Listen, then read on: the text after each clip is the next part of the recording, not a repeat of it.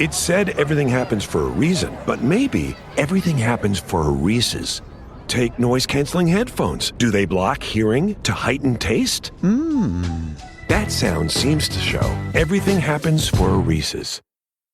This podcast is brought to you by Colgate Total.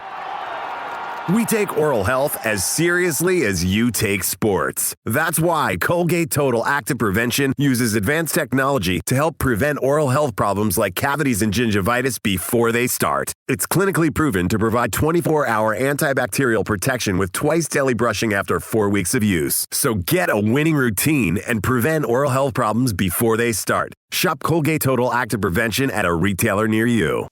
Do you feel more comfortable that I could maybe dunk in a few weeks or get better at shooting? In a few weeks? Oh, boy. Is that what we're calling that? All you need is a few 30 weeks? days. 30 days. 30 days what I'm going for. I told him he had to lose at least 20 pounds and get the technique down perfectly. I think you need to start with like a tennis ball. Then you get the tennis ball, you go to like a volleyball, then you go to a basketball. I mean, don't ask me. I obviously don't dunk. Are you dunking? Heck no. I could maybe like grab the rim, but like I just shoot threes and that's good. Welcome back to New Heights, ladies and gentlemen, boys and girls, a Wondery show brought to you by Nike. That's right. I'll let Jason get into what we got coming up on this show, but you're not going to want to miss this. I'm Travis Kelch. This is my big brother Jason out of Cleveland Heights, Ohio. We got the ESPN Zone rocking this week. One of our childhood favorites. Subscribe on YouTube, Wondery Plus, wherever you get your podcasts, and follow the show on all social media at New Heights Show with one S for fun clips throughout the week. And now I hand it over to Jason to tell you exactly what we got in this week's episode. 90%, we got another amazing episode. First, we're going to catch up on what we've been doing since the last week. We recorded one. And also, we're going to look ahead to the final week of the NFL season. Also, we have somebody known to probably everybody in the country at this point. Caitlin Clark is here, making her second appearance on the podcast. Yep, we're going to talk about her new Nike ad, her signature shoe, and so much more. Why don't we get into some of that right now? How about a little bit of that new news? New news! Hey, yo. New news is brought to you by Nike. And this is why. Joining us today for a special edition of New News is the 6-foot guard from Iowa. She's the all-time leading scorer in NCAA history, the first overall pick in the 2024 WNBA draft. She's a two-time WNBA All-Star, 2024 WNBA Rookie of the Year, the 2024 Time Magazine Athlete of the Year, and she is the first and now last guest of New Heights in the 2025 season. 92%ers, please welcome back to the show, Caitlin Clark!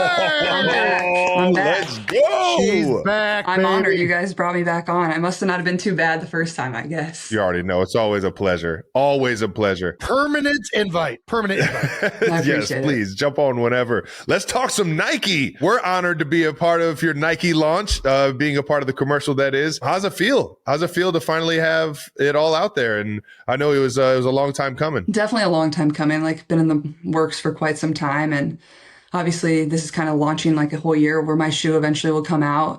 Wearing it on the court this coming season. So nice. That's probably what I'm most excited for, but like just getting the people more excited with the logo, and obviously I already have some merch out, which you're proudly rocking, which I appreciate. But yeah, no, it's so exciting. And a lot of the people that were obviously in the commercial, you two, and Travis Scott was in it. My college basketball coach was in it. And then just some other people that have kind of like been huge fans throughout my career, or, you know, have been a part since I was either in high school or now professionally. So I felt like the ad was like very me. So that was super cool. And it was fun to shoot, and, you know, just really thankful that everybody was a part of it, and especially you guys. So you made it fun. You brought the energy. Yeah. Jason can't make a jump shot to save his life. He's actually, you are out of your mind. Next time we need to get you guys on the real basketball court. That's what would have made it funny. You're like out there actually. You already know. All right. It's funny you mentioned this, because recently I got into a basketball court for the first time in like 20 years. I'm on a mission to be able to dunk, Caitlin. I've never been able to. No, he's been doing this. This mission has been 30 years running. We have video footage. Brandon, do we want to play that now? Yeah, let's see what we got. Oh, gosh. This is going to be hilarious. I'm Jason Kelsey. And this is Jackass. I'm going to try and dunk a basketball. I can't jump off of 1 foot to save my life. I mean, you made it still, but that wasn't dunk. It went in. Oh, dude, you're not even touching the rim. We got a ways to go. We got a ways. We got a ways. You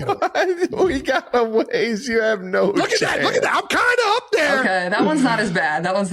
I'm a better 2-foot jumper. I can't jump off of 1 foot. I'm going to tear my Achilles. You're a fundamental guy. We got to get you the right fundamentals. This is what I wanted to ask: are there techniques to jump higher? I mean, I don't know. I think it's technically easier to jumping off of 1 foot than 2 feet. I think jumping off of 2 is probably harder. Drive. That's kind of like a high jumper. You really drive that other knee up, and it helps you like kind of catapult yourself up there. But I think we're out of. He has to do it by 2 because he squats so much. Yeah, you're a power jumper. It just hurts my ankle so bad trying to jump off of one leg. He's got a bad ankle. You're in danger. Do you feel more comfortable that I could maybe dunk in a few weeks or get better at shooting? In a few weeks? Oh boy. Is that what we're calling that? All you need is a few 30 weeks. days. 30 days. 30 days what I'm going for. Oh gosh. Trav, can you still dunk, you think? Are you kidding me? You name it. I go between the legs right now. No, not all like that. I can definitely dunk though. I'll have that in the bag till I'm at least like 50, I think. Jason, I told him he had to lose at least 20 pounds and get the technique down perfectly. I think you could do it though. I think you need to start with like a tennis ball. Then you get the tennis ball, you go to like a volleyball, then you go to a basketball. Okay. All right. Work your way up. I mean, don't ask me. I obviously don't dunk. Heck no. I could maybe like grab the rim, but like I'm not anywhere close to that. I just shoot threes and that's good. Shoot it from anywhere. How easy is it for somebody to learn how to shoot who can't shoot? Just hypothetically speaking, not for myself. Honestly, like, I feel like if you're willing to like learn and like, that's the problem I feel like with a lot of like young kids and like young basketball players, their form is like so jacked up, but like, I feel like it's a pretty easy thing to pick up on like from a young age. So that's always what I tell like young kids, like make sure your form is always good and then you like kind of work your way back. But that's what I would always say the most important is. And like, I would get mad at my dad when I was a young girl because he wouldn't let me like just launch threes because like my elbows would be out like this. I'd be like throwing it like that because I wasn't strong enough. And then it like ruins your form. And then you have those habits like going on through the rest of your career. So, but I mean, if you're like willing to learn and like, I think that would be easier than learning to dunk if you like couldn't jump. Like you're trying to like become explosive again, I guess. I feel like standing there and being like this would be a little easier. All right, fair enough. I kind of shoot. I got that Sean Marion going on right now. Yeah. I got to get better at that. But he either Sean Marion's it or he just goes one hand. And honestly, he might be better. One hand is impressive. That's really impressive. One hand, top of the key. He knows he has the backboard if he throws it too long. I don't know what to do with this left hand. It just feels awkward to me when it's involved with the basketball. That's harder, so that's impressive, honestly. This guy's insane. Let's get back to Nike though. I gotta ask some questions because I'm such a huge sneaker fan. You said that you're wearing the new kicks coming up this season. Yeah. I honestly, for everyone that doesn't know like the process that goes into like making the sneakers, like how long in advance has it been, or like when does it all start? Do they come to you with a shoe, a bunch of shoes? Do you kind of get to tweak them here and there? How is that process? Yeah, I think it's honestly been like probably one of the coolest things I've got to do since honestly the process started at the end of my senior year when I was at Iowa, because I was deciding what shoe company I was going to go with. And I talked to Nike, Adidas, and Under Armour, and they all offered me a signature shoe, obviously some faster than others. And, you know, everybody knows Nike makes the best product. It just kind of takes a little bit longer. And so I grew up wanting to be a Nike athlete. Every kid does. Nike, Jordan, like that's the premier brand, and everybody knows that. The custom Kobe's, yeah. Oh yeah, the custom Kobe's are fine. I sent like Harry and some of your friends some. They're like, how do we get the? I was like, I got you. But no, I mean, it's probably been like a year and a half now of like figuring out what exactly I want. And I think probably the most challenging part of it is like you want it to be unique, but at the same time, like I have to be comfortable wearing it. So I think you kind of take what you know you're comfortable in. Like obviously I play in a lot of Kobe's, but at the same time, I don't want it to be a Kobe. I want it to be something very unique to me and a little bit different. And I think for myself, like, you know, I kind of think about like what's kind of been important to me when I think about like shoes or sneakers. And I think like just the chaseability of them, and like, you want a certain sneaker or like you want a certain colorway. So I think that's like going to be probably the most fun part. Like, okay, great. Like you have like the mold of the shoe and like what it is and the technology that's in it. But more so, I think I'm more excited about like making the certain colorways or collabing with certain brands or whatever it is. I know I definitely got a Chiefs colorway on the way or PE or something. Maybe we can get Andy Reid to like coach in them at some point or something. Are you kidding me? Or we can turn them into a cleat. Or we get something like that. Oh, but listen, you're speaking to me now. I'm game. It's so cool because a lot of like you're doing exactly what like I've always dreamed of doing in terms because everybody that plays a sport or definitely is a hooper like dreams of having a signature shoe. Like it is the coolest shit ever. But I remember LeBron came out with his first signature shoe and it was like he had this Hummer in high school, the notorious Hummer, and he kind of like shaped or like made the shoes kind of resemble a Hummer's like look and model and everything like that. Like when it comes down to like it being true to you, I can't wait to see exactly what this thing looks like. And you already know I'll be the first one in line to get them. Yeah, no, it's gonna be cool. And it's crazy because LeBron's on shoe 23 now, which is like crazy to think about how long his signature line has lasted. I know, it's crazy. And I've gotten all 23 of them. You don't see like a lot of signature cleats in football, do you really? Like it's not really the same. Like Trav, you wear like your own PEs, like Jordan PEs, right? Don't you? Yeah, exactly. Yeah. Shout out to Jordan. I think those fit my game the best just because I grew up in that like Jordan era of like I kind of like that mid to high top like boot kind of feel, save the ankles, protect the ankles. Yeah, seriously, no kidding. But it's ironic how like a lot of like LeBron's made his way to the football field. Right. Jordan's made his way to the football field. It's kind of like the basketball players kind of run that world of like what's on your feet. And it's always been because of, how good you guys are on the court. How much goes into the technology? I am curious about that because that's one thing that I get frustrated a little bit with like cleats, modern cleats. Sometimes I'm like, man, I wish these things grab better. I wish they had a different mold on the bottom of them. Like, were you super involved in that process as well? Yeah, for sure. And like, obviously I'm pretty like picky about what I wear. Like I like a certain two Kobe models. So like I knew whatever I was going to put in my own shoe, it need to be like the equivalent of that technology or even better. And it's going to be even better. I'm not going to say exactly what it is because I think it'll get people excited about it. And I think even like the Chinese market, like I was talking to some people at Nike, like over in China, like they'll cut open the inside of the Kobe's and like show people the technology that's on the inside of the shoe. Cause they're like, that means a lot to them. Like they want to know what they're getting out of the product. Right. Wow. So I thought that was like really fascinating. Cut that open? That's crazy. Yeah, I know. So it better be made well, but it will be. I was about to say. I've seen some videos where they'll like cut them in half, and you can like look at like a complete cross section of the whole thing. So there's like a couple Kobe's that they have only the technology in like the heel of your foot and not the forefoot of your foot, and I can like tell a huge difference when I play in those. Like it feels like I'm running on hardwood, so like I really struggled to wear those.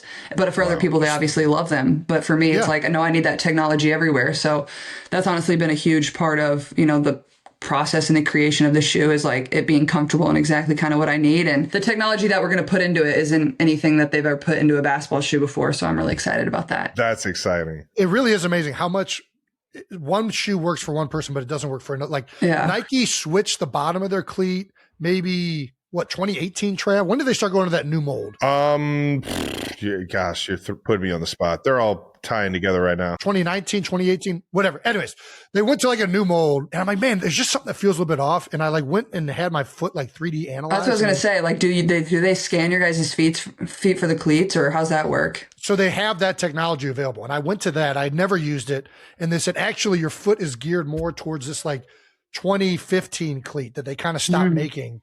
And I went back to that. I was like, so they had to dig some up in the storage unit so you could. They were searching equipment rooms like this. I was wearing this cleat up until like 2024. That's crazy. And then I'd have to take them to a cobbler in South Philly who would have to re-glue it because the glue was starting to rot out on these things. Oh, Jason went full on custom. Like he got his own he had to retire because they didn't have any more cleats. That's exactly. Right. Yeah, exactly. You still got those things in the garage if the Eagles need one game out of them. You still got them. Yeah. You still got Stop.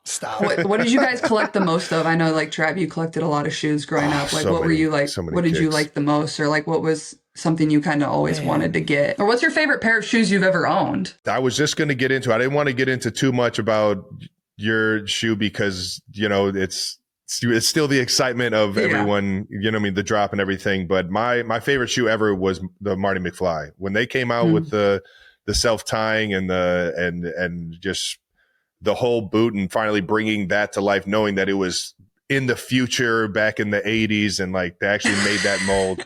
It was like my first, seriously, it was like my first purchase when I got a check. I was like, went online, like Marty McFly's Nike size 13, because they did make a size 14. And I'm just like, where are they? And I grabbed them, and I still got them. Still got them. This thing still light up on me and everything. I'm what some people might call shoe ignorant. I don't know anything about shoes. You just wear whatever you get for free. I like that. That's what it was. I wore sandals, and then my mom got me.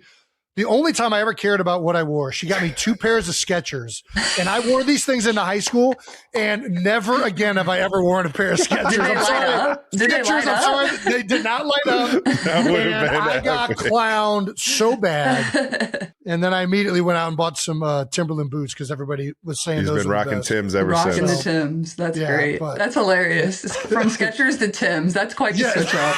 I was like, I got to fix this public image right now. This is not good. My original love for kicks came in the Jordan era. I remember wearing the 14s, the Jordan 14s in like middle school travel league basketball.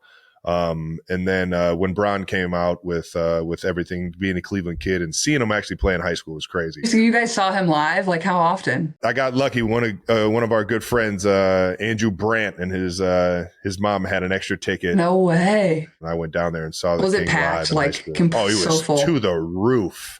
It was it was like a whole like parade event outside. They had to like cut off the like streets around it. It was insane. It was awesome though. Yeah. He threw it off the backboard and threw it down, and the whole stadium or whole arena felt like it was about to rock. I never saw him play live, but he was on all the time. Like even when he had a few of the games that were broadcast nationally when he was in high school, but even the other ones were on local TV. And it was like an entire event when he was in high school. Like everybody be talking about it the next day. Did you see what LeBron did last night? And it was a crazy time in Cleveland for sure. I got one more Bron story. So in high school, this is when I was in high school, he was going through his first couple years in the leagues, and his Bron 2s came out, and Bron 2s were iconic shoe. I still have so many pairs of them, but at that point I wanted to get like a pair that nobody had.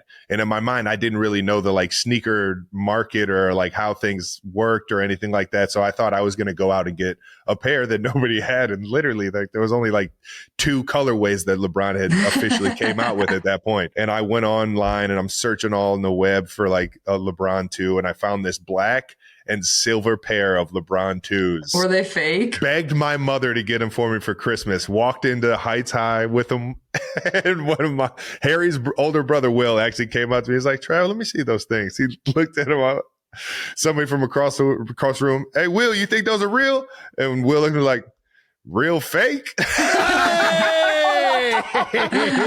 I got hilarious. smoked, never wore them again.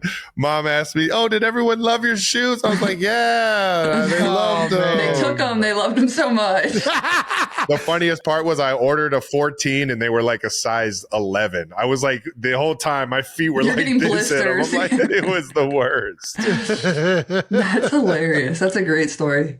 That was the worst. This is so good. Should we talk back on the basketball court a little bit? Let's get into it. So back on the court, Team USA practice. How you feeling? It was fun, obviously, to get back out there. It had been a minute. So, like, it was just obviously a long and, like, tough year of reoccurring injuries. And, like, you guys know how that goes. Like, when you get one nagging thing, it kind of leads to another. So, it wasn't obviously how I envisioned it. And it stunk. But, like, we still kind of found a way. Like, our team, like, we had, like, 6 of our players go down with injuries. It was unreal. And we still had a great year. Made it to the semifinals. And, yeah, we were, like, a game away from the finals. And so that was pretty impressive considering kind of what we went through. But it was a long process to like just get back on the court. Cause when you have like the groins and the, you know, quads and whatever you're dealing with, it's like you don't run for a while. So like it's weird, like learning to run again in a way.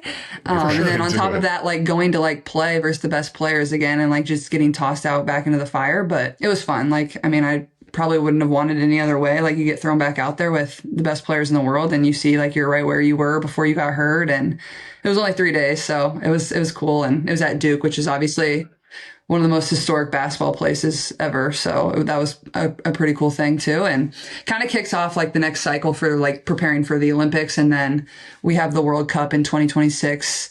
So at the end of September. So we'll actually like pause the WNBA season, very similar like how we do when we have the Olympics right before the playoffs. And then we'll go play the World Cup, which technically the World Cup in the past has almost been harder for us to win because there's more teams that play in the World Cup than qualify for the Olympics. Yeah.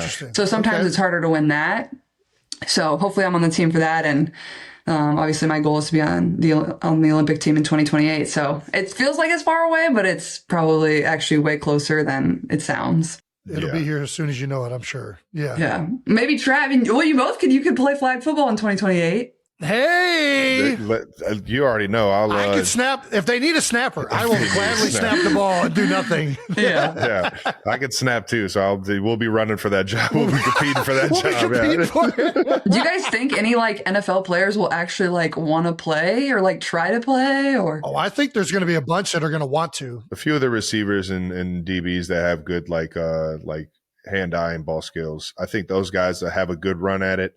I don't know if the quarterbacks will entertain it. It's a different game at quarterback. Yeah, that's what I was about to say. It does. There's definitely crossover, but it is a different sport. And I don't know. I think there's going to be a lot of guys that want to do it. And I think the NFL is going to embrace guys trying to play in it because it's only good for the league to see their players on a national scale like that. And we don't ever get that opportunity. But it is a different sport. I think it'll be similar to the 3-on-3. You know, sure. like how who was I think Jimmer was probably the biggest name in the 3-on-3. He just retired. Year. It was his last Olympics. Yeah. Shout out to Jimmer, man. Electric. His game is perfect for that. Like fast, like can shoot it, like just quick. Yeah. But yeah, like you said, like completely different. 3-on-3 basketball is obviously only played in the half court and there's no stopping. You literally play to, I think, a score or time, which is just way different than 5-on-5. We see you in this picture with Cameron Brink rocking number 17. I know.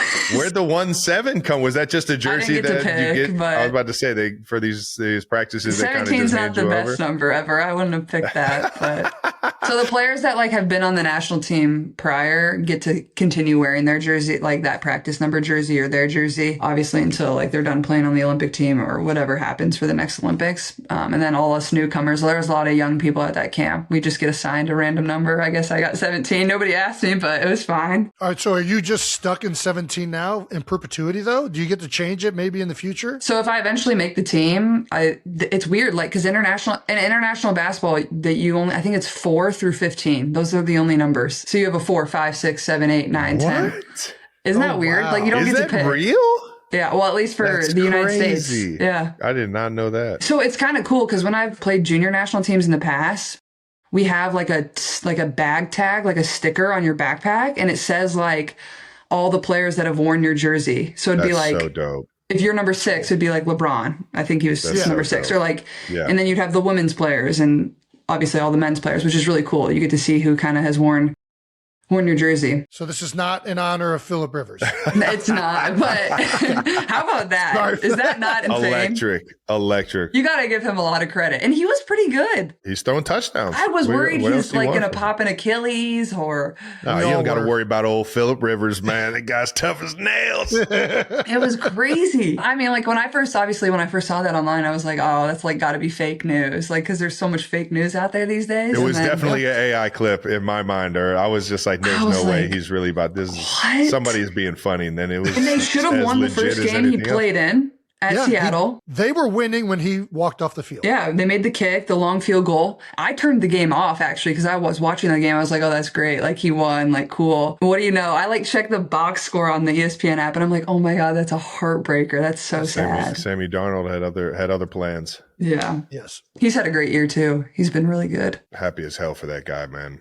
God, that Seattle team, we played them in the preseason. And I was just like, there's something about this team. They got this, like, you could just feel the energy and the juice and how much they loved playing the game. Dogs. Yeah, they got some dogs. And I was just like, man, there's something about this team. And then Jackson and Jangba just came to life out of like started looking like the most unstoppable receiver in the league. Mm-hmm. So what are your guys' obviously the Chiefs were not in the playoffs, which is okay. We've had a great run. It's not had a okay. great run. It's not okay. But at this point, it is what it is. Jason, you can't say the Eagles. So what are your guys' takes on the playoffs picture? What do you think is going to happen? I really liked the Rams until last night. It was the first half was kind of the first weakness that we kind of saw from them. Yeah. To their credit, they did bounce back and almost end up winning it there at the end. But the Rams feel like they have the least questions of everybody that's in the playoffs. Like everything kind of has an answer. They're great on the offense. They're great on the defensive line. They run the ball well. They stop the run. Their quarterback is already won a Super Bowl and been around for a long time. So it's like, that's kind of the team that I think probably is the safest one. Well, I got Matt Stafford as literally like my last pick in my fantasy draft, which was a steal.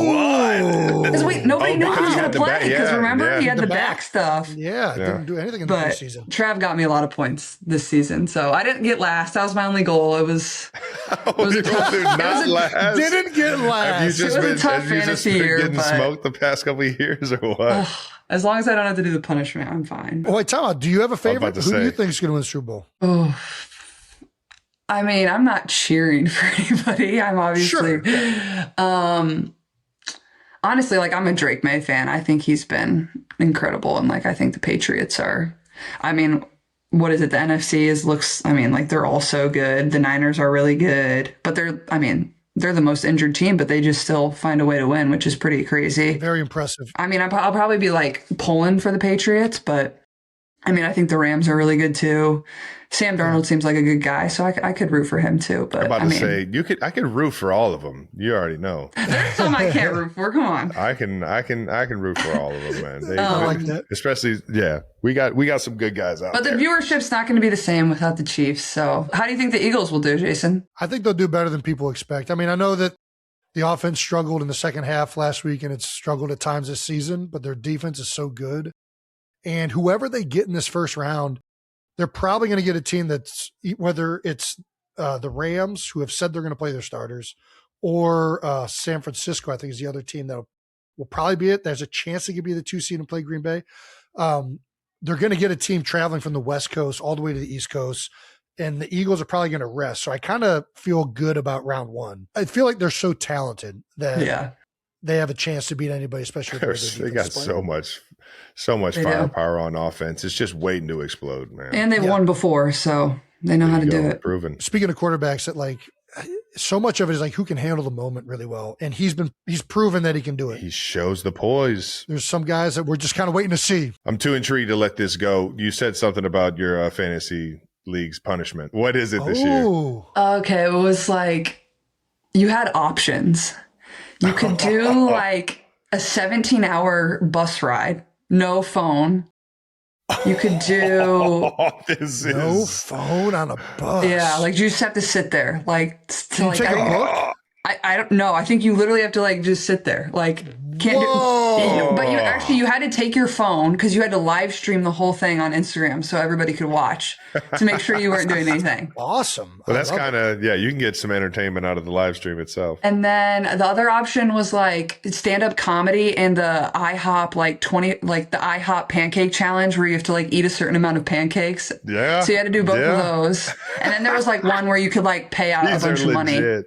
And be like, I'm not doing any of it, but I'm paying a bunch of money and we can be done with it. But I think the person that lost is going to have to do the bus ride. So, yeah.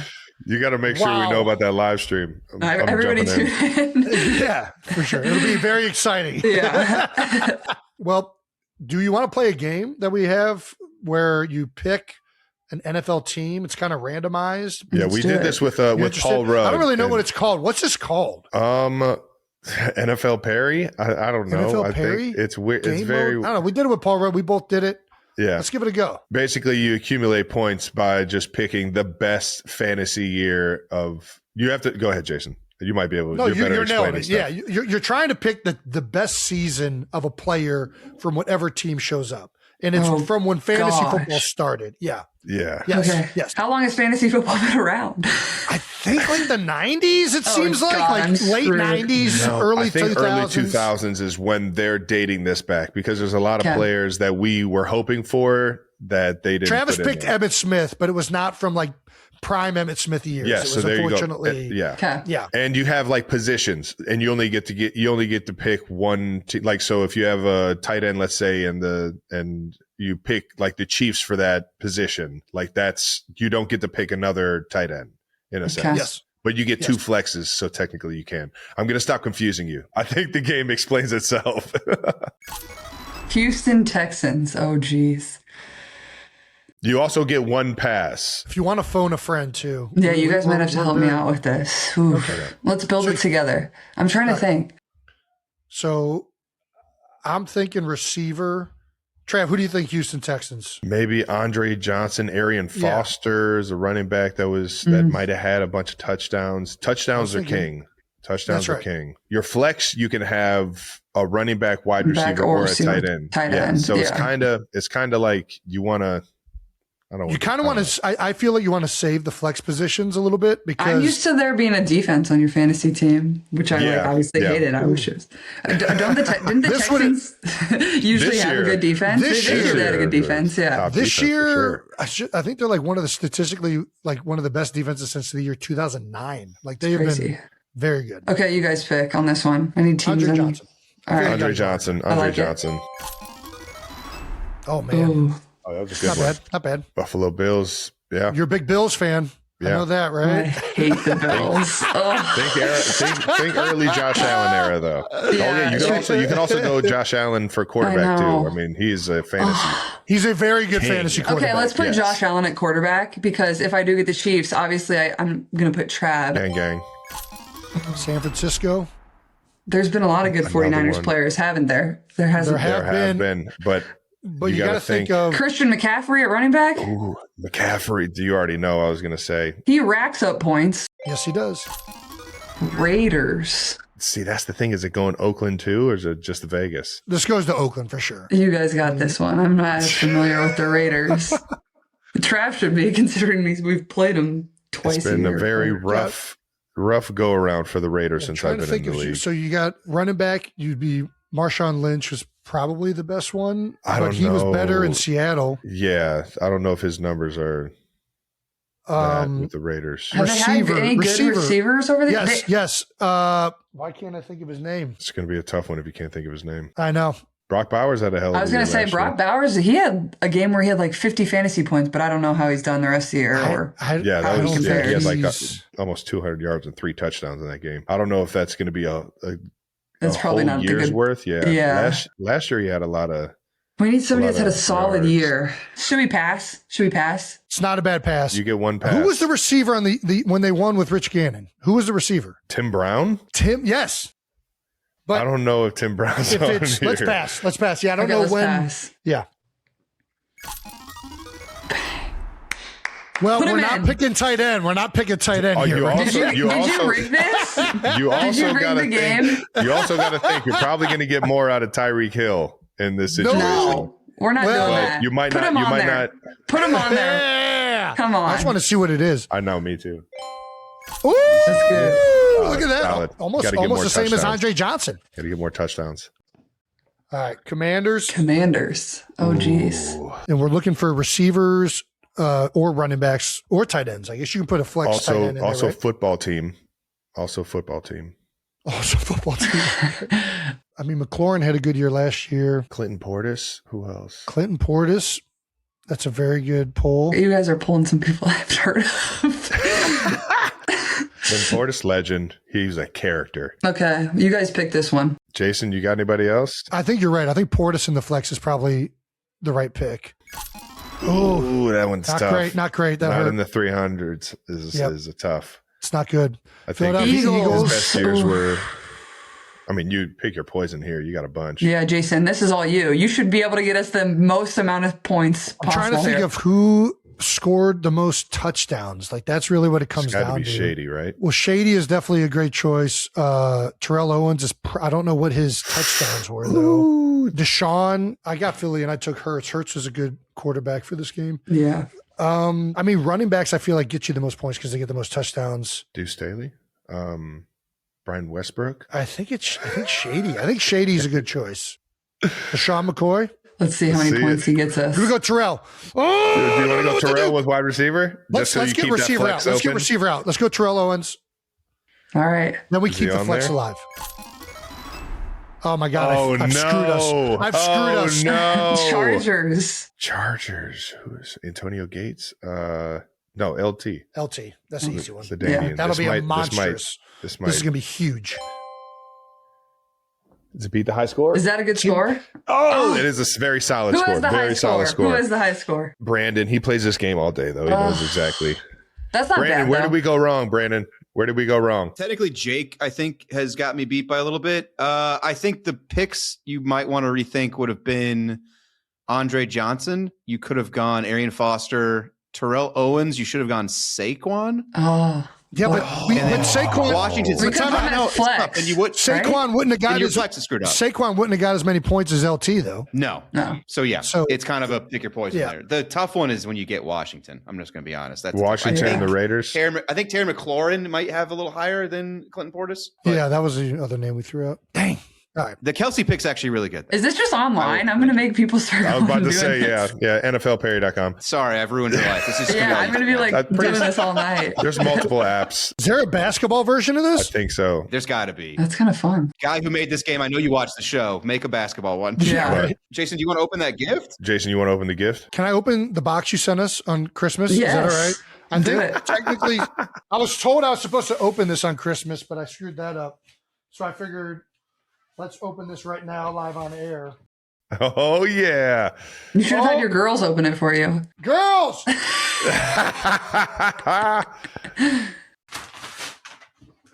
Are they getting into any sports yet or anything? So they've done soccer. Gymnastics is the one they like the most right now. Soccer is like always the first sport that kids play. You like know just it. go send them out there and like run around. I feel like early on Get 'em you're out trying there. to do like coordination, right? Get 'em So in the it's grass. like dance, gymnastics, run around, kick a ball. We got like what are those? What are like the little Papa shots? We've done that. Oh, nice. Yes. That's cute. Have they gotten their first field hockey stick yet? Is the question. Oh, field hockey. That's huge in Philly, Kylie's- isn't it? Yeah. Kylie is a huge. Kylie played. Iowa actually had a really good field hockey program. Really? Yeah, which is like shocking, but like, yeah, huge. Like we're always ranked like top 5 in the country. So Top five. I've been to a few field hockey games in my day. There you go. Nice Beach little bag. Let's go. Yeah, let's go. Rub anywhere. All this guy does is go to the beach. Oh, There you go. Oh. I know. You, time out. Friendship bracelet? Yes. Let's go. This guy's never been this hyped for a president in his life. yeah, they got the hoop in there. There we go. Oh, let's go. You could just put that at 10 feet, work on dunking on that. This is right up my alley, too. There we go. Talk about one-hand shots. So we're going to put it right in the dog crate. Ow! Brick. Come on. It's a brick. Boo! Over the shoulder. See, this is when the one Top of the key. This is when the one hand matters more because you don't shoot a Papa shot with 2 hands. You just Ben, you want to take a shot? It's a gift from our friend Caitlin. Come on, come here. on, take a Come on, Ben. shot. Come on, Benny. Oh, she's running. Wyatt! Jesus. Wyatt! He's got reinforcement. We need somebody to come down and shoot a basketball. We need. It's a must. Oh my gosh, you are wearing the perfect attire. Come down here. Oh no. All right.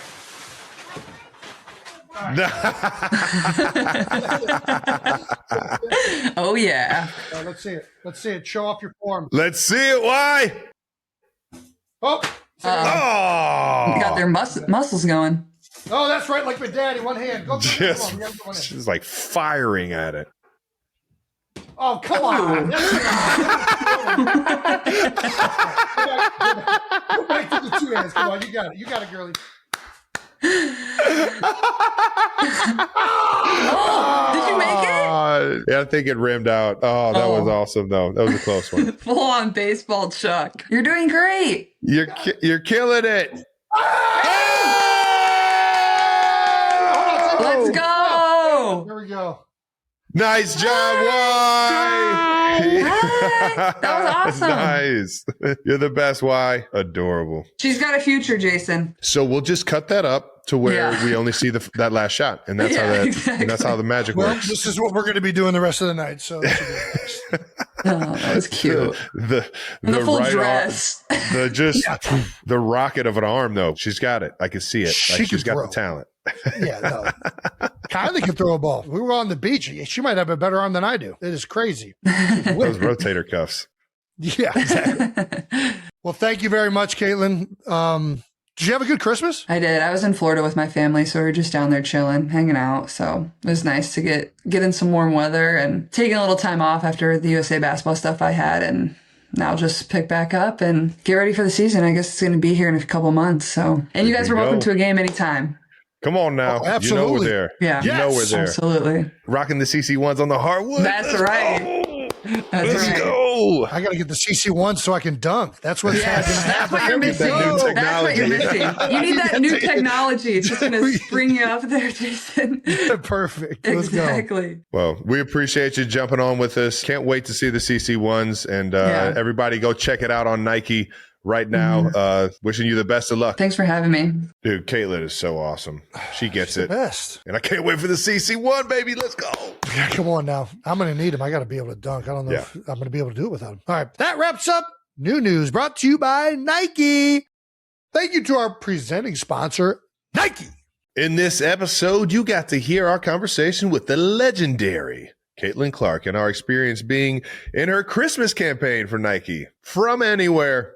It was a great experience and a great message. Caitlin's beginnings may have been humble, but her dreams never were. She turned driveway buckets into record-breaking shots, filling field house bleachers, then selling out stadiums. That's right. Caitlin proves that dreams are never out of range. Man, she's such an inspiration to all the people out there. And I really resonate with her mentality about getting 1% better every single day. Shout out to Nike and shout out to Caitlin for being such good friends of the show and having us be a part of the From Anywhere campaign. All right, 92%ers, if you want to get in on the challenge and shoot from anywhere like us, visit at Nike Basketball on Instagram and get in on the action. Let's go, baby. Thank you to our partner, Xfinity. With Xfinity, you can get the most reliable Wi-Fi throughout the home at the same price for 5 whole years. Man, that's crazy. 5 whole years. It is crazy. And I mean, really, when you think about it, I mean, we do everything online these days. Your phone, like we're doing this podcast, it all freaking just comes down to the Wi-Fi. Yeah. So, I mean, It's pretty crazy. Yeah. It's nuts. So it's a Wi-Fi driven world, and Xfinity is the best at it. All right now. Xfinity Wi-Fi connects everything in the home and fixes problems before you even notice them. Security cameras, thermostats, everything working together like a well-oiled machine. And here's the kicker. With Xfinity, you get everything you need, included with no contracts, no commitments. That's data, equipment, and the most reliable Wi-Fi included for 5 whole years. How about it? Ready to experience the most intelligent Wi-Fi on Earth? Learn more at Xfinity.com. Xfinity. Imagine that. All right, everyone, we got some new news from NHL on TNT. And this one's pretty awesome. That's right. For the first time ever, the NHL is bringing the Winter Classic to South Florida.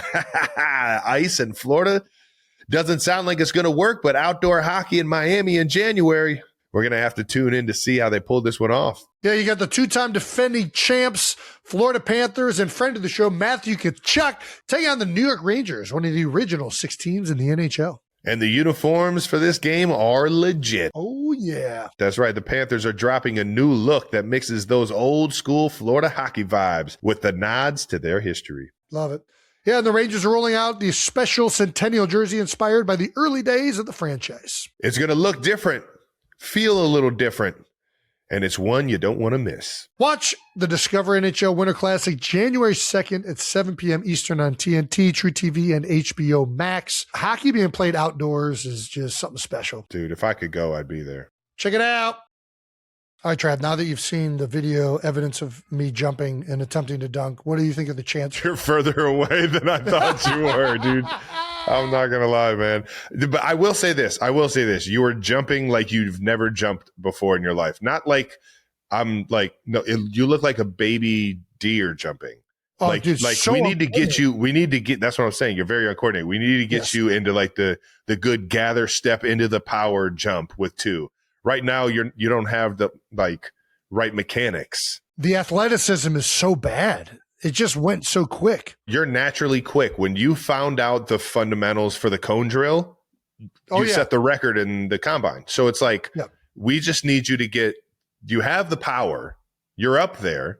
We got the slow-mo replay to help us see that you're up there. We just got to get you to time it up right and get the fundamentals right. So we did do the Vertec. Here's what's crazy. You know the Vertec where you like stand and jump and touch the things? So from standing, like not moving and jumping, how high up are you getting? I'm over 10 foot. Just standing and jumping. Dude, that's fine. You need to get a basketball in the hoop. I'd probably say you need to get to like 10, 6. 10-6 makes sense, but I think you need to get a little higher. Here's what's crazy, though. Just standing and jumping, I'm over 10 foot. Running and jumping and doing the same test, I only got like an inch and a half higher. Like I should be able to gain more height by running and jumping, right? You would think, but I think it's all dependent upon your body like type and your athleticism. Right now, you're just an athlete. You're a powerful athlete. But that's what I'm saying. If I get more efficient at it, I should be able to get that higher, right? I would say you're going to produce more momentum, which will then get you higher. Yes. But I think for a guy like you really only need 2 to 3 steps into a good, powerful base. I'll put together a tutorial and I'll get back to you and I'll help you with some of the gather steps into the power. There's an Instagram clip that talks about the penultimate step, which I think is what you're talking about, where they do this gather. That's why I wanted to ask Caitlin about I've heard about the penultimate step and just see what like. Yeah, that would have been the best. She would have laughed in your face. Like, what? I'm going deep into this. Oh no, she's a pro. She might have known. I've been looking up Jordan drills. Did you ever do Jordan drills? You're barking up the wrong tree. Okay, you're going down the wrong road. You need to follow too much. You need to follow the fat boy role. All right. You're not Jordan. You don't have an ounce of Jordan in you other than the heart, the courage, and the dog. Where do I get the CC1s at? That's a question for Caitlin. I don't know when they're coming out. Is there any way I can get a prototype size 14 in the next 30 days? Let's think about this. Who jumps higher, Michael Jordan or Caitlin Clark? You want the Caitlin Clarks or you want the Michael Jordans? Honestly, I want the Caitlin Clarks.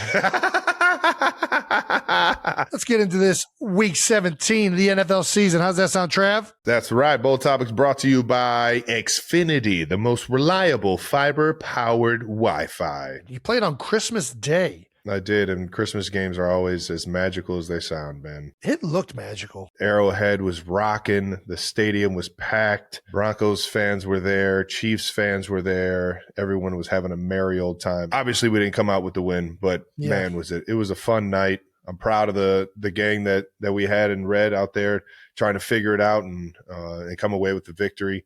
Obviously, down a lot of big names, but led into the game by my guy, Chris Oladukin, man. We were playing some golf earlier this offseason. I was looking forward to seeing him sling it a little bit. That's right. Yeah, Chris he's an awesome guy. He's been on the team for a while now and finally getting his opportunity to get some NFL experience, man. And it's just fun. You know what it's like. And honestly, I haven't had this feeling of like seeing a young guy at quarterback, living out his dream, just excited to be in the moment. Like we would come off the field and you could just see, man, this guy was loving every single moment, even through the good or the bad. And it was awesome to get out there and rock with him, man. And I was just proud of the way he handled the situation, handled the moment.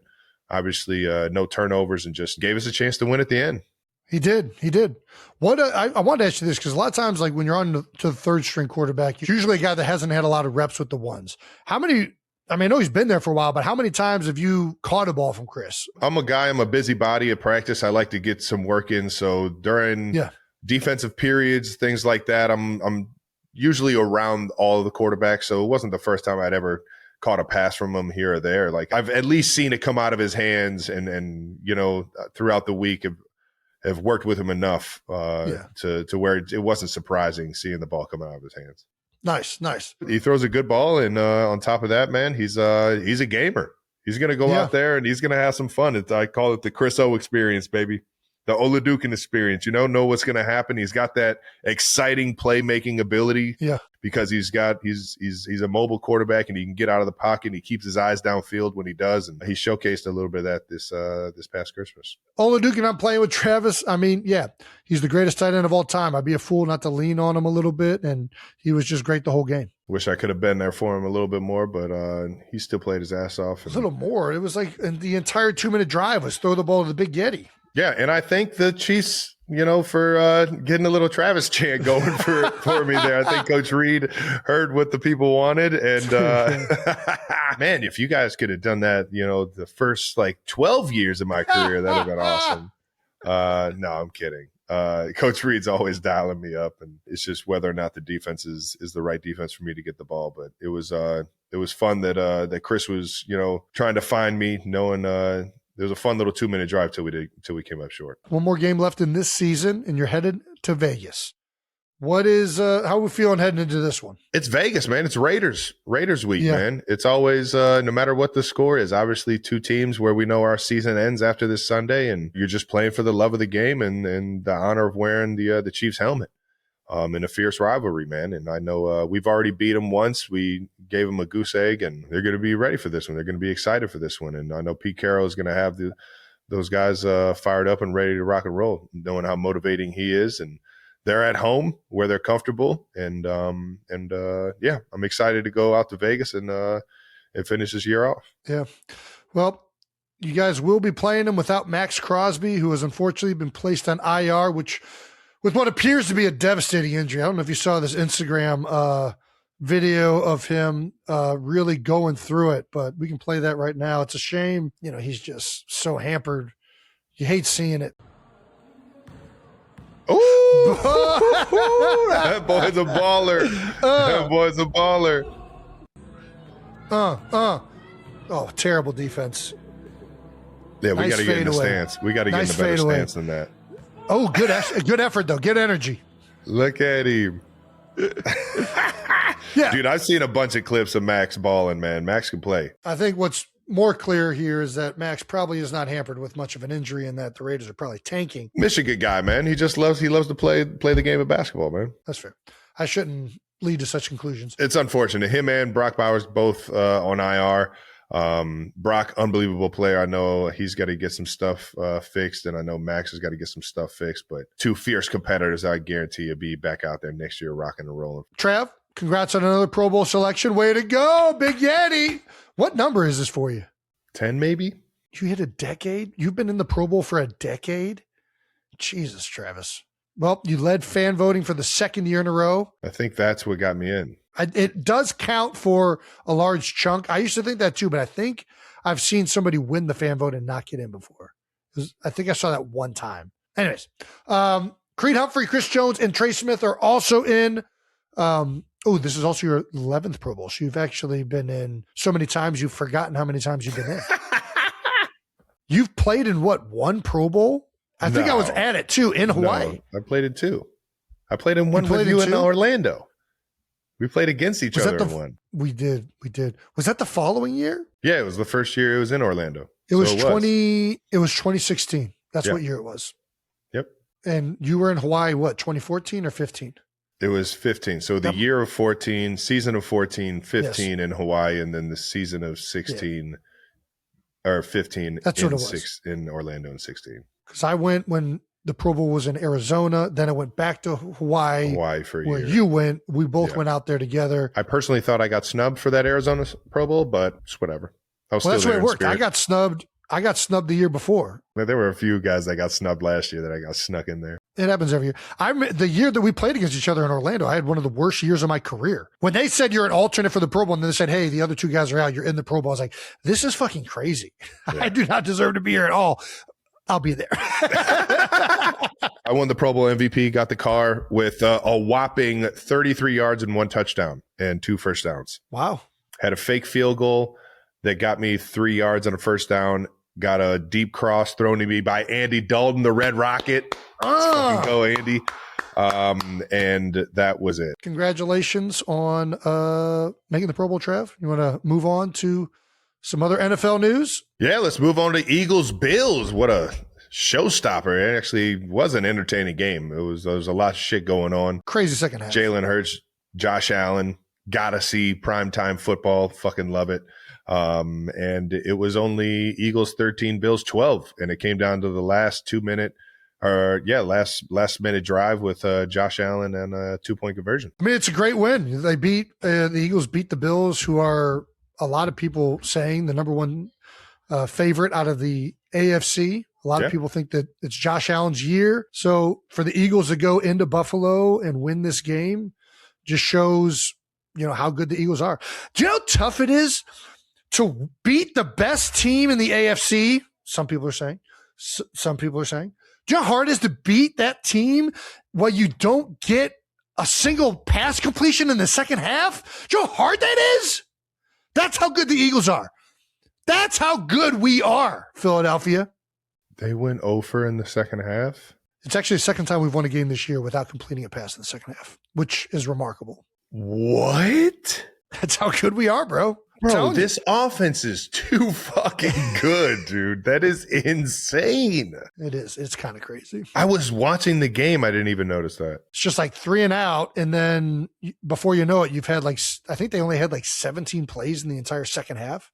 So, yeah, not good. Not good. And most of it, listen, I thought Jalen actually played pretty good. So that stat kind of you would think would be quarterback driven. And they were. Rainy game. We're running the football. Had the lead. But the run game, I mean, it was bad. And especially in the second half, and not just these 2 to 3 yard runs, but negative runs where you're in 2nd and 12, you're in 2nd and 13. And it was a very frustrating game to watch offensively, to say the least. And Buffalo's got some guys with some motors on that D line, man. They can be disruptive, man. Tall guys, long arms. The Eagles have been trending better in running the ball, right? They did well against the Raiders. They did well against the Commanders. This was their chance to do it against a team that is going to be in the playoffs. And it was a little frustrating seeing the performance, to be honest with you. And credit to the Bills. I thought they did some things. They kept putting the safety down, and then they blitzed from the other side, and it messed them up a number of times. They were slanting the front, and that was throwing them off.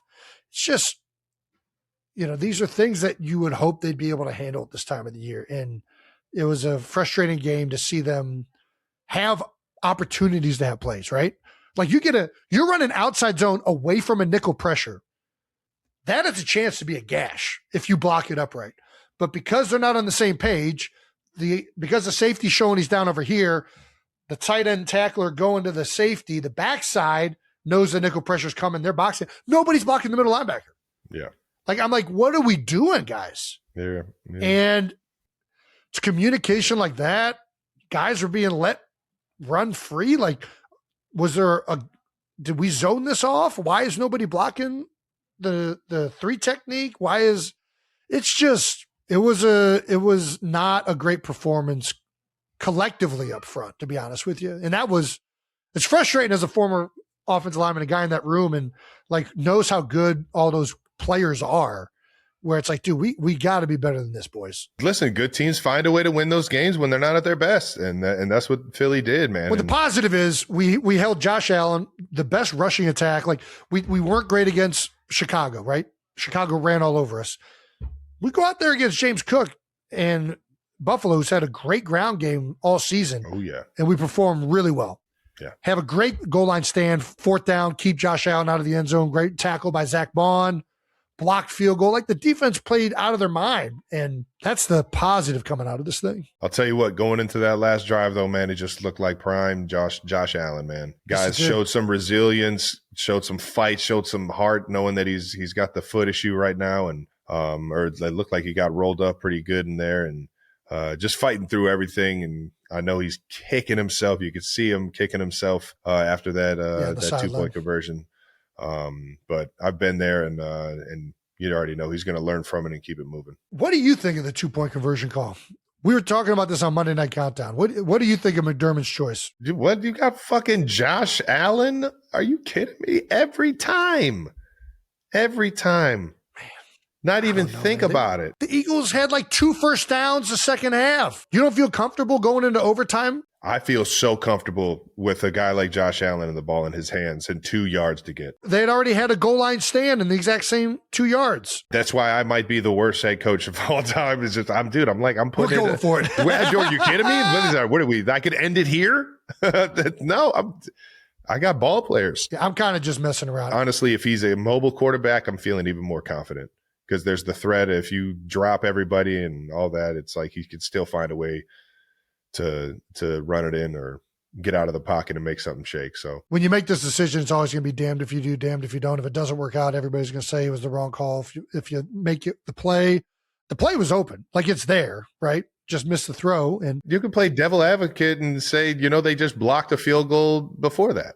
They just blocked the extra point or whatever before that. The one thing that I thought was interesting that we kind of got to on the desk last night was I think it's actually probably a better call that they went for it too, because like at some point, like this, everybody's saying this is Josh's year to try and go win this thing, right?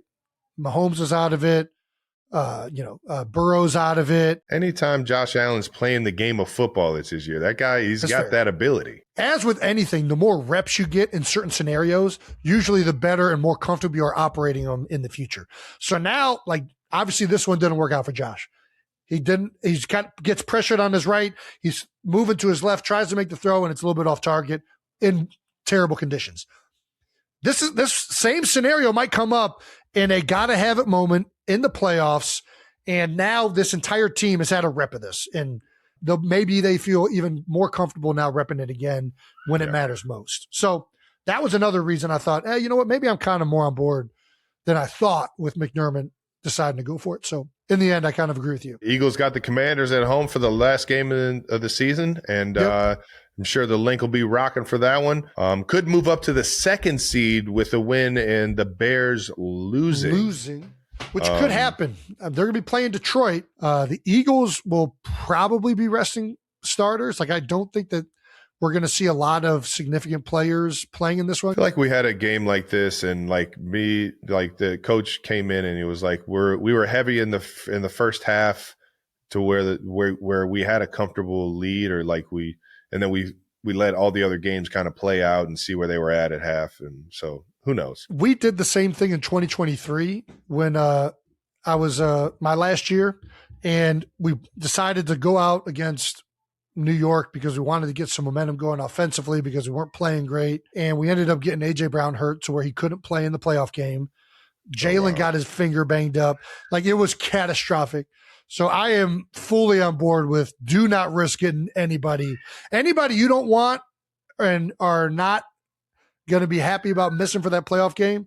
Sit them on the bench. If you don't, unless you have a chance to get the 1 seed, I don't give a crap who you're playing. Take the rest when you can get it. I believe the Rams have already said that they're going to go in playing to win, right? So they're going to be playing starters. San Francisco and Seattle are going to be playing to try and get the 1 seed. And that's huge. That's huge. So the Eagles have a chance to rest and then play a team from the West Coast, likely, who's going to be traveling to the East Coast.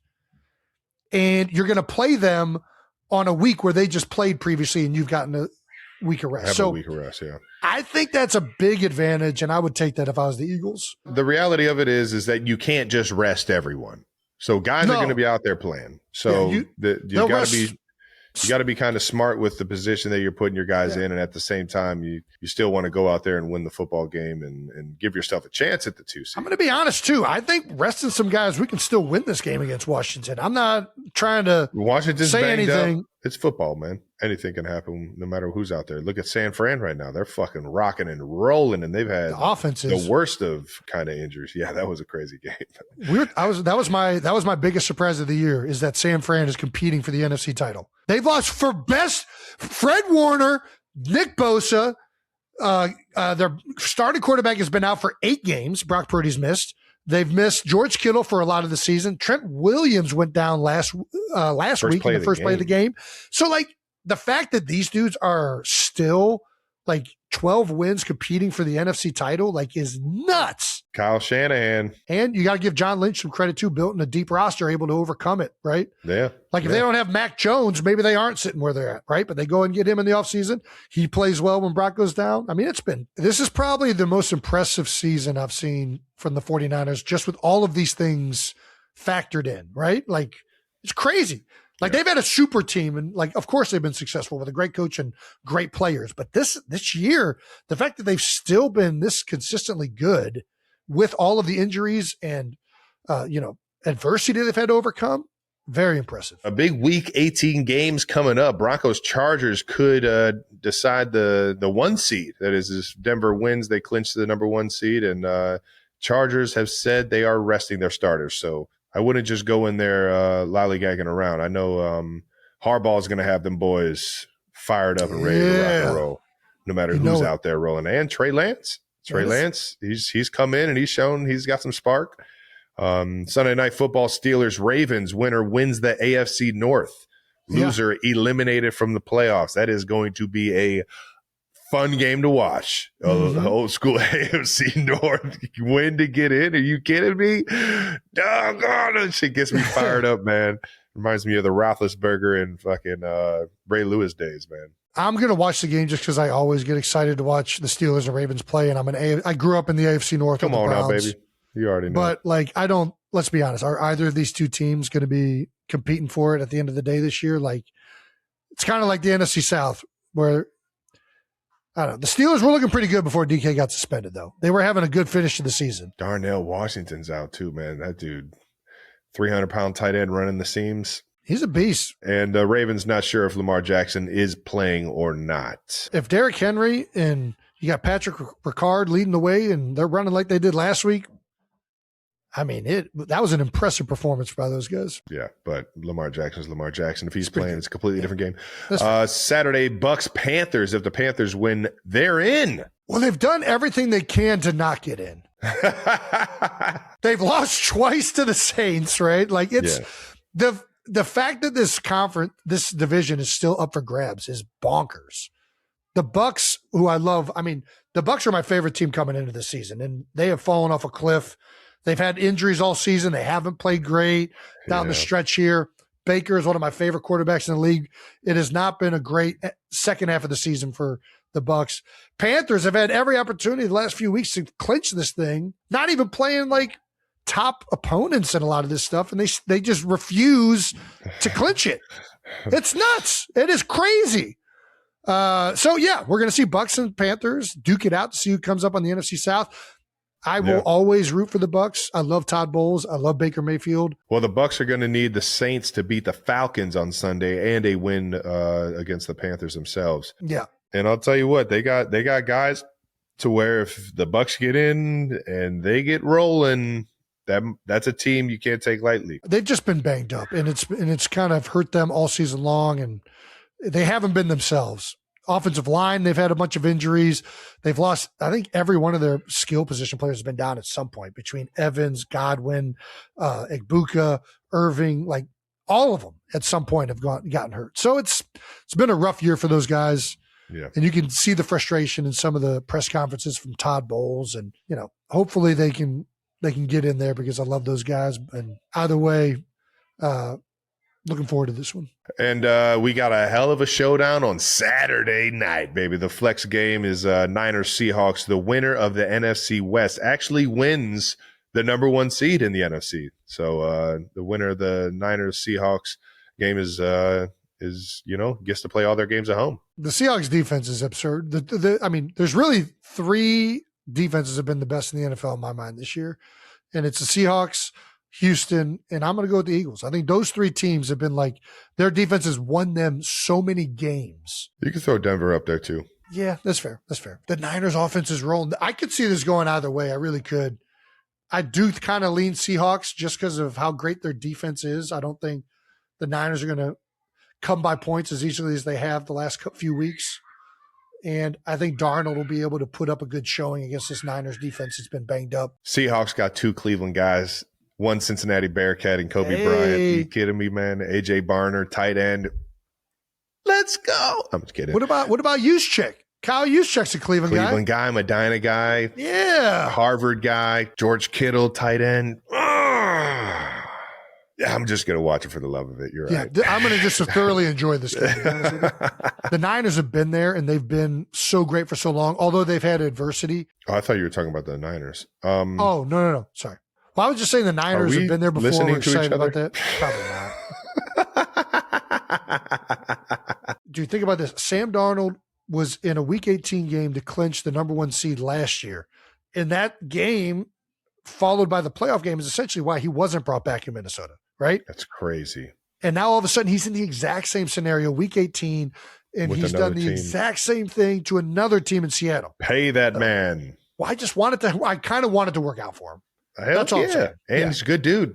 Is there a lot of scoreboard watching in Week 18? There definitely is. Like the Eagles will be watching the game in Chicago, most likely, right? Any team that is been conveniently scheduled at the same time by the league office because they know that the seating and placements matter, there will be people watching the scoreboard all game long, for sure. Unless you do what the Panthers did last week and you don't show any games on the scoreboard. Oh, wow. Dave Canales. I'm pretty sure we did that as well in a situation where the Patriots were playing the Dolphins. And Kevin Harlan, one of the best ever, in my opinion. I fucking love that guy. Might be a little biased because he's a Kansas City guy, but also, no, he's a legend. And he was literally calling both games at the same time on the Chiefs broadcast. He was watching the Dolphins game, calling that game. A play would happen in the Kansas City game. He'd call that. Dude, it was awesome. He's just a beast. Yeah. And then you just randomly heard everyone in the stands start going nuts because the Ryan Fitzmagic and the Miami Dolphins found a way to beat Brady and the Patriots, and we got the 1 seed. I never felt like watching the scoreboard took me out of the current game. Like I was just like, all right, what's the score? Ooh, if we go really hard for this next quarter and win this game, we're in. I think the reason is because you should be thinking that regardless. I guess maybe I'm just not against scoreboard watching. What's wrong with scoreboard watching? Shout out to Fitzmagic, baby. I got to see him during the Christmas game last week. That was awesome. Which quarterback had the best O-line? Christmas gifts. Caleb Williams gifted his offensive lineman, Bottega Veneta and Don Julio. Bottega Veneta. What's Bottega Veneta? It's a really, really nice brand. I have a few of their bags. It's awesome. They're awesome. So it's a bag. They do everything. They make clothes, sunglasses to. It's like a Louis Vuitton. Yeah, it's very similar. They got in terms of like brand recognition and everything. Brandon, pull up a Bottega duffel bag. Give them some free advertising right now. Sounds like they need it. That's what you pull up? That's what you pull up, Brandon. You think I'd be into that? I said a duffel. I told you a duffel bag. You think I'm a fucking nurse? This is just the website. I said duffel bag. You could have put Bottega Veneta duffel bag. If I pull up a company's website and that is the first thing on the page, I don't even want to look at their duffel bags if they're making fucking. You ruined this, Brandon. You completely ruined this. So travel bags you want me to click on? Oh my God. Just don't get out of the website. What the fuck? What's next? What else we got? Jacoby Brissett, Christmas gifts to the Cardinals offensive line. Ramoa luxury suitcase, Versace robe, Bond number 9 cologne. The guys are going to be looking good, traveling, smelling good, traveling. Yeah, enjoying the nice Versace robe. I went Versace robe one year for a lot of the guys on the team. I think it was tight ends and quarterbacks and running backs, maybe. Okay. They got a lot of good versions, man, and luxury robes, man. Can't go wrong, dude. Josh Allen got his lineman 1/4 of a cow. And that's a great gift for an O lineman. It's a great gift, dude. As long as you got a deep freezer. I was about to say, as long as you got a fridge full enough for a 1/4 of a cow. Yeah, that's hilarious, dude. It's a great. We're gift. eating beef. That's good I'm stuff in on right the there. Beef. All in on the beef. Mahomes gave out Hubolt watches, full swing kit. Oh, nice. Or at least Beats headphones, Oakley Meta glasses. Nice. Renoa luggage. Renoa was really going all in with the quarterbacks. All right. A Venton e-bike. Nice. The e-bike was a hit. Guys were flying around on those outside the facility. Those things could go. Jared Goff, custom golf carts. We've seen that one before. Seen that one before. Can always appreciate a nice custom golf cart. Aaron Rodgers, Can-Am off-road side-by-sides. Now that's a freaking Can-Am. What's a Can-Am off-road side-by-side? It's like it's a quad. It's a quad. Oh, nice. Hell yeah. That's fucking badass. Think you can get after it. Hell yeah. Man. Ooh, here we go. Here's the video. Oh no, I'm wrong. These things are souped up. Yeah, that thing is Yeah, they're more like they're more doom buggy-ish. Dude, that thing is sweet. Joe Burrow gave his offensive lineman actual prehistoric fossils. This is a first. A How for creativity, about that? Joe. How would you feel if you got a fossil? I would be so fucking excited. Are you kidding me? What? You're into fossils? You're a big natural history museum guy? A fucking the bones of a decayed animal from millions of years ago? I would love that. Nice. All right, so you're not a flat earth guy. You believe that the earth has been around that long. Nice. Last year, Burrow gifted his O-lineman an authentic Japanese katana sword. I saw that last year. Joe's creative with the gifts. He's a good gift giver. I like this. Tom Brady and his team went undefeated. The undefeated year, I forget what year it was. It's like 08, 09, somewhere around there. And Brady got his entire offensive line brand new SUVs. But the kicker was that it was a 1-year lease. Ooh. So what? So they just had to give them back? I don't know if there was an option to where they could pay the rest to like buy it. Well, it has to be, right? There's always an option to buy. I thought that was absolutely hilarious. And Tom was on the broadcast talking about you beggars can't be choosers, which is right, dude. You got to appreciate your gift no matter what it is. If you got to give it back. SUV for a year doesn't sound terrible. Dude, yeah. That's badass. Yeah. Yeah. All right. Bold Topics was brought to you by Xfinity, the most reliable fiber-powered Wi-Fi. All right. Thank you to our sponsor, Starbucks. Jason, you know that morning chaos. You got your protein shake in one hand, you got your coffee in the other. You're trying not to spill everything before your workout. Yeah. Starbucks just fixed that whole situation. Boy, did they. Meet your partner in crime. Starbucks protein lattes. That's right, baby. Protein mixed with a latte. You didn't think they could do it, but they did. Picture this: smooth vanilla swirled into perfectly steamed protein-boosted milk. Espresso, and it's got none of that chalky protein aftertaste you've learned to dread. It's the protein boost you need. We're talking serious gains in a creamy latte you'll actually enjoy. The iced vanilla protein latte brings that classic cafe flavor to your fitness game with 29 grams of protein in a grande. What? That's crazy. That's crazy. That is. That's pretty awesome. All right. And if you want to switch things up, there's iced protein matcha waiting to energize your routine as well. Both available and sugar-free to keep your goals in check. I'm not going to lie, Brandon. You don't lie, Jason. This is actually very good. I am not a big fan of mixing protein with everyday items usually, but this, I could get on board with this. This is really tasty. You don't really notice the protein additive. Don't. That's what's so It just tastes like everything that's protein enhanced either has that grit or it's got that weird little artificial sweetness that you always like. Yeah. You're like, oh, this is not a real thing. This is off. But it doesn't matter. However you want to level up your protein game, Starbucks is coming through to help you out. Try the lineup of high-protein beverages at Starbucks or add protein-boosted milk to your favorite drink to customize and create your own. Swole. Yeah. I mean, listen, I can get on board with this morning routine very easily. Thank you to our sponsor, Audible. Audible's most anticipated collection, the best of 2025, is here. Nice. Discover this year's top audiobooks, podcasts, and originals in all of your favorite genres. Man, I could always go for somebody suggesting the best, you know? Yeah.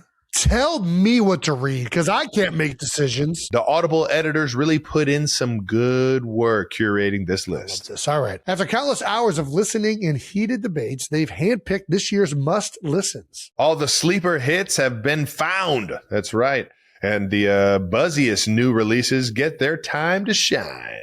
Want to finish this year with an instant classic? Check out Audible's Best of 2025 and discover why there's more to imagine when you listen. Visit audible.com/best of 2025 to discover the year's best in audio entertainment. Thank you to our sponsor, Hill's Pet Nutrition. 2026 is fast approaching and we're all making New Year's resolutions for ourselves. But what about our pets? Yeah, we all want our pets to be healthy and happy, but no one is perfect. Maybe you're still trying to get back into the routine or starting an impossibly long to-do list after traveling for the holidays. Hills gets that being a pet parent means being human. While you're figuring out your 2026 resolutions, Hills has already figured out the right nutrition for your pet. Their science-led formula help you give more love than humanly possible. It's a no-brainer commitment that you can easily cross off your to-do list. Because you're only human. there's Hills. Want to level up your pet's nutrition in the new year? Head to hillspet.com/science does more.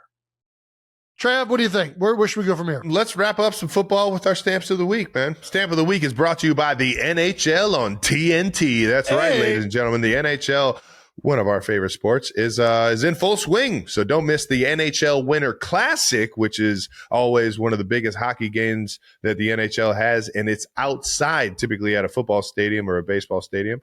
Nice. I think football stadium is the only place I remember it. But either way, the Rangers are taking on the Panthers down there in Miami on January 2nd. So it'll be a little New Year's fun as always, and on TNT. But let's get to our stamps. I want to look at this video. There's a nominee in here for a grandmother, and I'm always in on that. Can we play that video? Let's see what this sweet old lady has to say. Judging by the description, it might not be so sweet. Oh my God, Kelsey.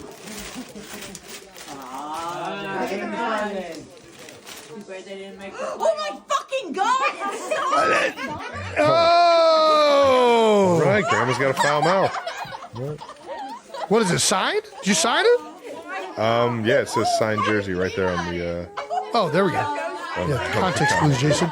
Nice, Grandma. Way to go. A little signed Travis Kelce. She seemed pretty excited. Yeah, she was pumped. She said, holy fucking shit. Our grandma didn't cuss at all, actually. She would say things like shoot and darn. Yep. But I'm with that kind of grandma too. I am, for sure. Right up my alley. Something tells me that Dad's mother might have been a little bit more on that side of the road. She ever had the cigarettes out of her mouth, maybe.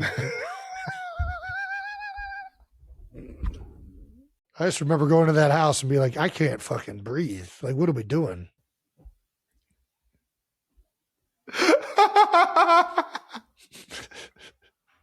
Walking into that one called for. Yes, of course I remember. I'd walk into that fucking house down in Florida. I mean, what the fuck? It I was can't. a fucking ashtray. Can we go Like, back Grandma, you don't outside? even need to fucking spark another one. It's in here. Yeah, The smoke is in here. it's not left. I spent more time on her fucking porch down there than I did inside the house. Dude, it's nuts. Shout out to Grandma Kelsey, though. She was awesome. Sweet woman. Sweet woman. It was Grandma Fur, really. I think her name was Thelma Fur, if I'm not mistaken. That tells you a lot about that side of the family. Yeah, Name alone.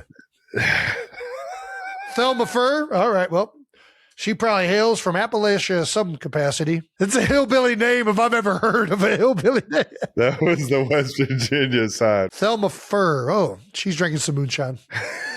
She's whipping that shit up. That's why Dad wanted to go down there. He's trying to get some homemade moonshine. No doubt. No doubt. All right. Who else do we got? Orlando Brown Jr., friend of the show.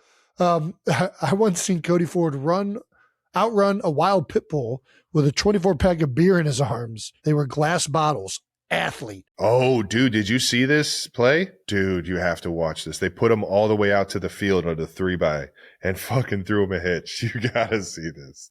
All right. I see him down there at the bottom of the screen. Joey B threw it to him. Give me these. Boy, get off me, son. Oh, almost got in, dude. Oh my God.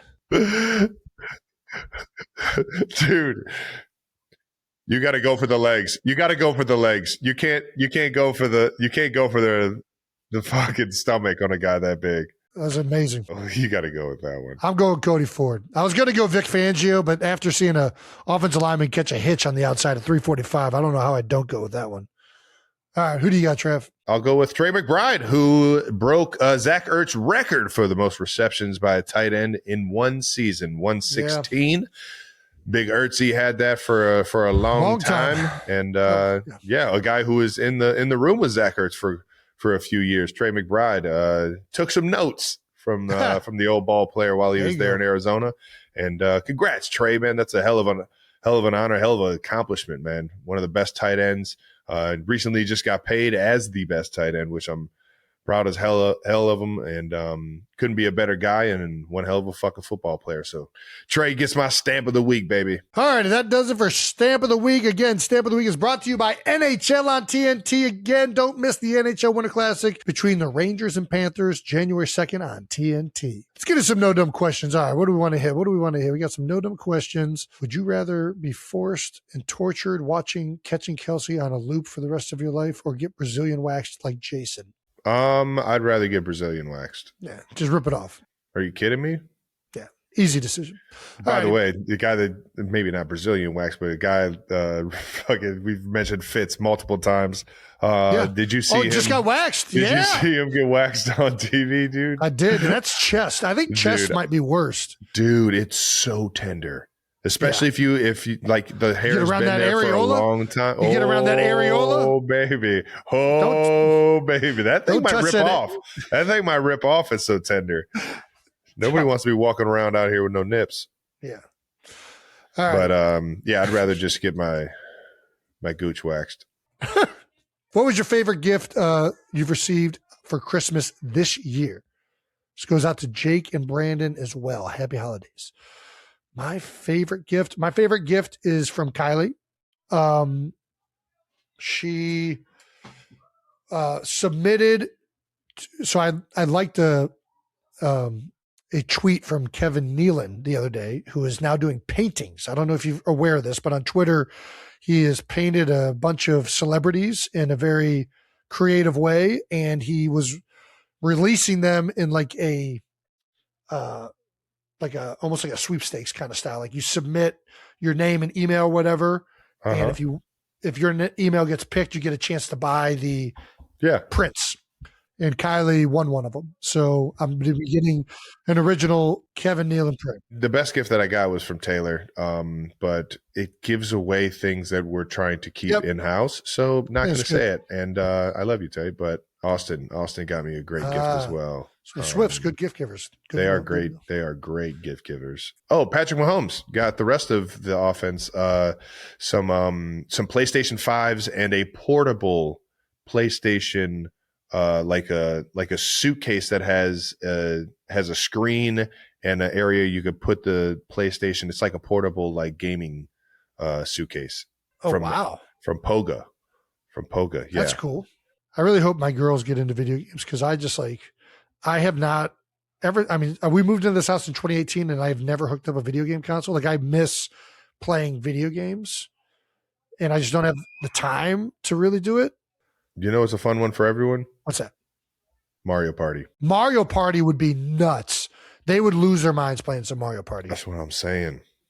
Jake, Brandon, get in here. What are your favorite Christmas gifts? I feel like Jake's going to be a Super Bowl ring. I think that was a great gift. Super Bowl ring might be up there for me, but I will, sticking with the theme of everyone shouting out their significant others, I'll shout out my wife. There's a sandwich spot that opened in Florence. We went to the sandwich spot, and they opened a place in LA, and they're doing, in Florence, Italy. And then they opened a place in LA, and they're doing sandwich making classes where they teach you how to like make their own bread and like build sandwiches and stuff like that. And she got me a sandwich making class gift. So we're doing that together. We're going to learn how to make this authentic Italian bread. I'm happy for you, Jake. You know, you're going to learn how to make a sandwich. We're a very big pro bread making podcast, and I'm very hyped on this gift. Okay, Jason, shit all over it. Go ahead. If I gave that gift to Kylie Kelsey, that was hey, go learn how to make a better sandwich. Like, that was not going to go over very well. I knew exactly where this was going. It's better that the rules are reversed for sure. Man, I got a great idea for a gift, Kai. Get to work. I'm very hyped.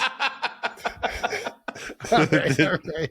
Brandon, you're next. Lauren got me a bird poster. Birds. Noted birder. Noted birder. Some of my favorite birds are on here. So wait, time out. Some of your favorite birds? What are we looking at here? It's backyard LA birds. So yes, these are birds that I see frequently. Okay. Which ones are your favorites on this poster? Well, this is going to be a 3-hour episode. We're not going to have time for this. Well, just give us one or two. Black Phoebe. These little bastards are great. Good little insect birds. Is it the sound? What's so great about them? They're little birds that basically they perch on little low things in your yard and they just eat bugs all day. So you can just watch them like dive bomb your grass all day. They're That's cool. They clean house. They're great birds. Nice. And then if we're being honest, these little guys, the Cooper's hawk, great bird. They eat rats out of the yard. These guys are the best. These guys are badass. Fucking annihilate small little rodents. Dude, maybe that's what I should be going. Instead of Kylie wants to get a cat for keeping mice out of the house, just get a falcon. Do a falcon. Right? Ooh. Become a falconer. Falcons aren't in your basement, Jason. You need a cat. Falcons aren't in your basement. They don't need to be in the basement if they're not if they prevent the rats from getting to the basement. Yeah, you're gonna want a falcon. Mice, not rats. Let's get you a falcon. Outside of that poster, Brandon, what's your favorite bird of all time? Favorite bird of all time? Ooh. I'll go for any kind of owl. But like seeing a great horned owl is great. Good bird. Great horned owl. Yeah. What about what's the one that makes all the noise? It's not a screech owl. It has like a very like weird hoot where it goes. Are you thinking the barn owl? There's no animal that makes that fucking sound. Barn owl has like a hoot. The barn owl kind of like will scream.